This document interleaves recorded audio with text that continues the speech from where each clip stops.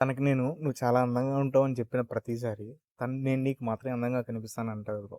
అందం అంటే ఏంటి బ్రో? ఈ ప్రపంచం అందాన్ని ఎలా డిఫైన్ చేస్తుందంటే తెల్లగా ఉండడం, లుక్స్ ఉండడం అండ్ ఎవ్రీథింగ్ పర్ఫెక్ట్‌గా ఉండడం అనమాట. ఇదే అందం.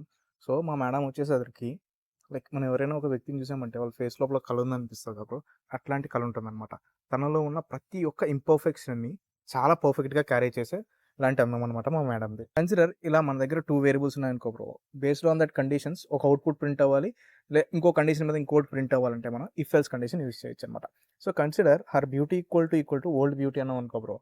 మనం ఏం ప్రింట్ చేయమంటున్నాం? బ్యూటీ ఫేడ్స్ అనమాట. అంటే ప్రపంచం లోపల ఒకే విధంగా ఉండడం కన్సిడర్ ఆమె పర్ఫెక్ట్‌గా ఉంటేనే ప్రేమించేవాడు ఉన్నాడనుకో బ్రో. అట్లాంటి బ్యూటీ ఫేడ్ అవుతది కాబట్టి అలాంటి లవ్ కూడా అది ఎక్స్‌పెక్టేషన్స్ మీట్ అవ్వదనమాట.